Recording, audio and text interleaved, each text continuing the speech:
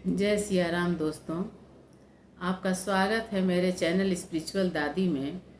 दोस्तों, मैं रामचरितमानस का क्रम से बाल कांड का वीडियो अपने चैनल पर डाल रही हूँ और साथ में अध्यात्म से संबंधित जितने रोचक प्रसंग हैं उनका भी मैं छोटे छोटे कथा के रूप में, शॉर्ट्स के रूप में मैं डाल रही हूँ। तो आप लोग इसे देखें और मेरे चैनल को सब्सक्राइब और लाइक करें। मुझे इससे बहुत ही खुशी होगी, मुझे प्रसन्नता मिलेगी। कोई भी लाइक करता है, सब्सक्राइब करता है तो खुशी होती ही है। तो कृपया आप लोग करिए, सब्सक्राइब करिए। अगर वीडियो आपको अच्छा लगता है तो अंत तक देखिए और लाइक भी कर दीजिए।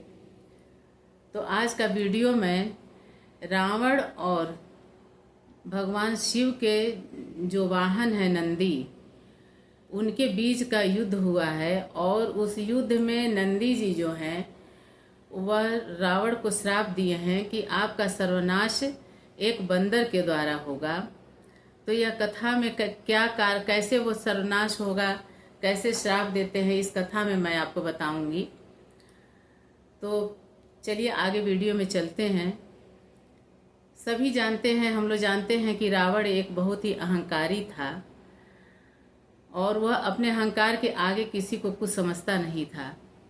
एक दिन वो अपने महल में भ्रमण कर रहा था और भ्रमण करते करते वो बाहर निकला और कुछ दूर चलता चला गया। भ्रमण करते करते फिर काफ़ी आगे निकल गया। तो उसके मन में विचार आया कि क्यों न मैं चलूं अब इसी के साथ अब हिमालय पर्वत पे और चल करके महादेव जी का दर्शन कर लूं। तो दोस्तों देखिए, जो भक्त हैं उनको यह मालूम होना चाहिए कि भगवान के जो गढ़ हैं, जो रात दिन उनके साथ रहते हैं, उनको कम नहीं आंकना चाहिए। जो महादेव के गढ़ हैं सभी, उनसे शिव जी बहुत प्यार करते हैं, सभी बहुत प्रिय हैं। लेकिन सभी गढ़ों में एक गढ़ है नंदी, जो कि उनको सबसे ज़्यादा प्रिय हैं। नंदी को सभी लोग जानते हैं कि वह इतने शक्तिशाली थे और महादेव जी के साथ वो रहते थे। महादेव जी दिन रात उनके साथ रहते थे, सुख दुख में साथ रहते थे। महादेव जी का नंदी के बिना मन नहीं लगता था, कहीं भी नंदी के साथ ही वो जाते आते थे। तो इतने वो भगवान के वो भक्त थे, शिव जी के भक्त थे कि उनकी भक्ति के कारण ही महादेव जी ने उनको अपना वाहन बनाया था। तो उन्हें वरदान या शिव जी का मिला था कि आप कभी भी अपने शक्ति का प्रदर्शन करिएगा, लेकिन जब मैं साथ रहूं तभी आप शक्ति का प्रदर्शन करिएगा। आप अकेले शक्ति का प्रदर्शन मत करिएगा। वो उनको शक्ति का जो बल मिला था, शक्ति मिली थी, वह शिव जी का ही वरदान था। इसके कारण वह बहुत ही शक्तिशाली थे। और रावण भी बहुत शक्तिशाली था।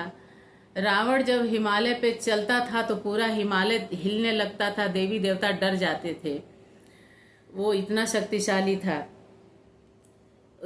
और रावण शक्तिशाली ही नहीं था, रावण एक बहुत ही प्रकांड पंडित भी था, विद्वान था, ज्ञानी था। शिव स्तोत्र जो है वो रावण के द्वारा ही लिखा गया है।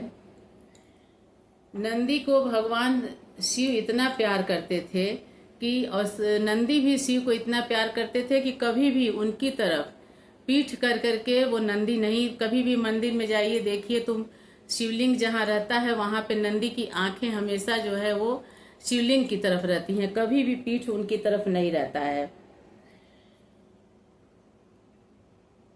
अब हम लोग जानते ही हैं कि ये रावण जो था कि वो अहंकारी था बहुत। तो उस समय की बात है जब रावण भ्रमण कर रहा था और भ्रमण करते करते जब वो आगे बढ़ा हिमालय की तरफ, तो उसी समय नंदी भी थे। वो भगवान शंकर के किसी कार्य से वो भी उधर से हिमालय की तरफ से आ रहे थे। रास्ते में दोनों लोग एक दूसरे के आमने सामने पड़े, लेकिन रावण नहीं पहचाना कि ये नंदी हैं, कौन है। रावण को मालूम ही नहीं था कि शिव जी के जो वो हैं वाहन है वो नंदी हैं और नंदी कितने प्रिय हैं शिव जी को। और नंदी भी नहीं पहचाना कि ये रावण है, नंदी भी नहीं पहचाने।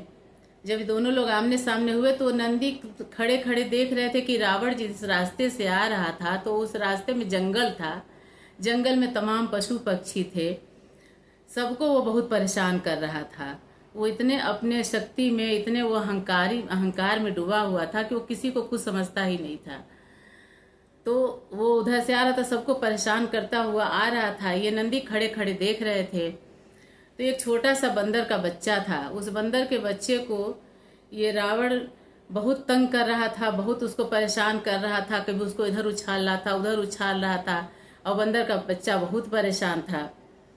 तब ये नंदी से नहीं रहा गया। जब पास आए बंदर के बच्चे को हाथ में ले करके, तो नंदी भी आगे बढ़े और पूछे कि आप इसे परेशान क्यों कर रहे हैं इतना, आप इसको छोड़ते हैं कि नहीं छोड़ते हैं? अगर आप इसको नहीं छोड़ेंगे तो मुझसे बुरा कोई नहीं होगा।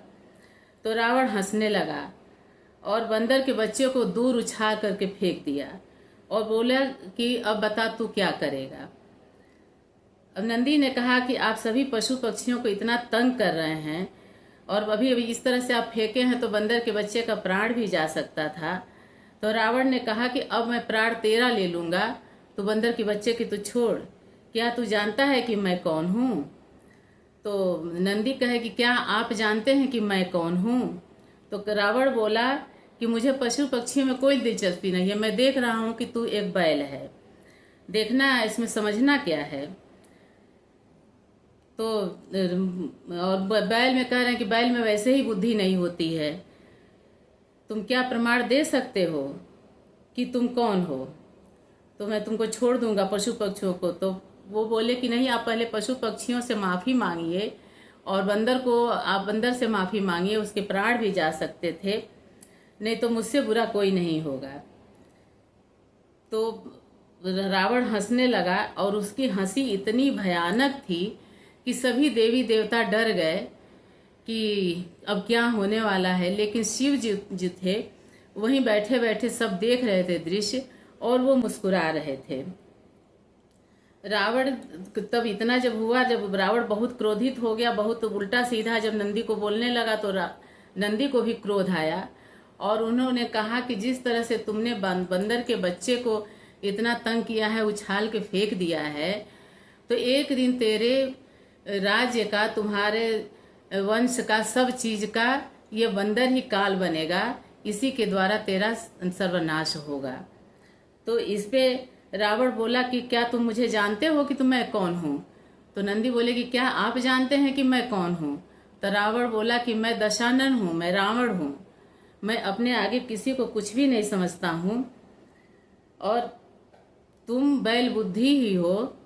इस पे बहुत तेज क्रोध आया नंदी को और वो अपना जब शक्ति वो प्रदर्शित करने वाले थे ही, तभी तक शिव जी बीच में आ गए और शिव जी ने आकर के नंदी को रोक लिए, क्योंकि उनको वरदान मिला था कि जब मैं साथ में रहूं तभी तुम अपने शक्ति का प्रदर्शन करना, तभी वो तुम्हारी शक्ति तुम्हारे अंदर आएगी। लेकिन वो नंदी को रोक लिए। तो रावण बोला कि प्रणाम किया, दोनों हाथ जोड़ करके जमीन पे बैठ गया, प्रणाम किया महादेव को और बोला कि अरे महाराज, ये भगवान ये कौन है ये? तो शिव जी बोले कि मैं तो इनके अलावा किसी और को जानता ही नहीं हूँ। रावण नंदी को पूछा कि नंदी को कि ये कौन है? तो शिव जी बोले कि इनके अलावा तो मैं किसी को जानता ही नहीं हूँ। और फिर दोनों का बीच बचाव करके रावण को अपने रास्ते भेज दिए, नंदी को अपने रास्ते भेज दिए। तो इस तरह से इन लोगों का मतलब युद्ध खत्म हुआ, महादेव जी खत्म कराए। अकेले लंका में कौन गया था? अकेले हनुमान जी गए थे लंका में। और अकेले लंका में आग कौन लगाया था? अकेले हनुमान जी लगाए थे, किसी के वश में नहीं आए थे, अकेले हनुमान जी थे। तो जब लंका दहन हुआ, लंका जल के राख हो गई पूरी, तब उस समय रावण को नंदी के वचन याद आने लगे कि उसने श्राप दिया था, अब मेरा सर्वनाश निश्चित है। तो दोस्तों, ये थी आज की मेरी कहानी। आपको अच्छी लगी होगी तो सब्सक्राइब करिएगा, लाइक करिएगा। जय श्री राम।